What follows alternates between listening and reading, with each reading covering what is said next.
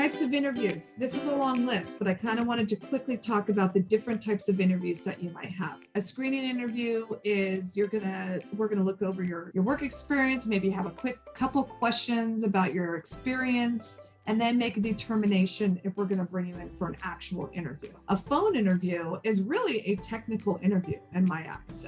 So it could be Zoom, it could be in person, it could also be in phone. So all of these are equally important, and you want to be sure that you understand what type of interview it is when you get set up. Is this a phone interview? Is this a Zoom interview? Is this in person? Is this not in person? Especially now because it's hard to know, right? Every company does things differently. So how do you prepare? We're going to talk about 4 different things: a professional image, knowing your company, knowing yourself, and the do's and the don'ts. We always err on the side of most conservative. This full suit look is what I love to see. But for an interview, I always err on being most professionally dressed. You can find out during the interview what the dress code is and maybe how you should dress for the next one.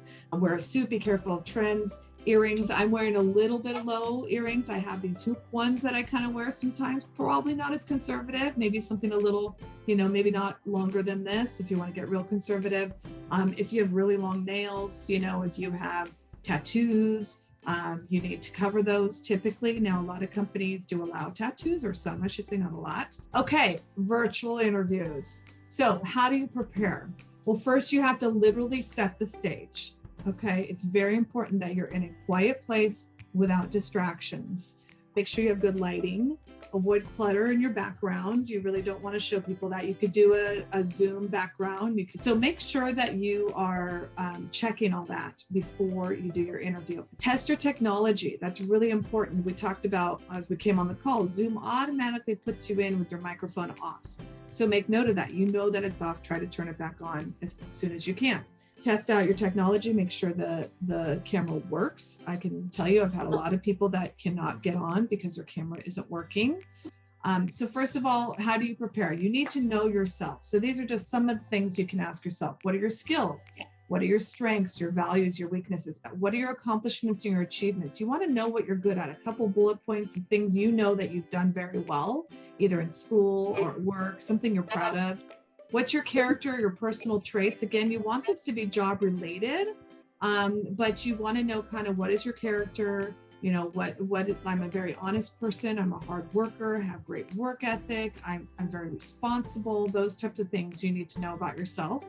You need to know about, obviously, I go here to Cal State Fullerton, I'm graduating this semester, or I graduate within a year. I've had a lot of work experience in sales and retail and restaurant, just kind of know those things.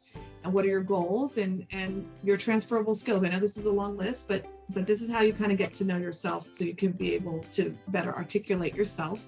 So the night before, what are you going to do? Well, get your clothes ready, whether you're in person or virtually. Have multiple copies of your resume. So when you're going to an interview, you never know, you could be interviewing with more than one person in that interview. And you can ask that too. When they set up the interview, you can say, oh, will I be interviewing with you, or will there be multiple people interviewing me? You can ask that question. Don't be afraid to do that.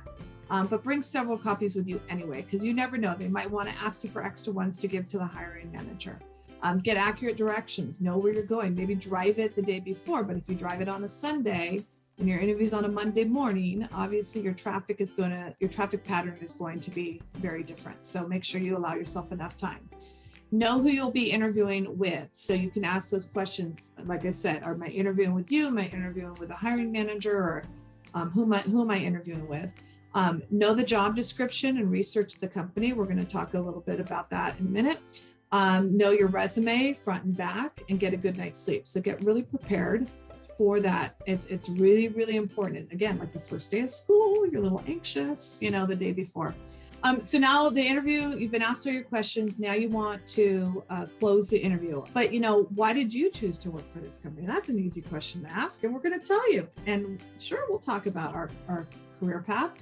How would you describe the company culture? What is the natural career progression for employees with my skill set or with this job? What would be the career path? Make sure you completely understand the position. This is your opportunity to really understand. Okay, can you talk about the hours a little bit more? Can you tell me a little bit more about this?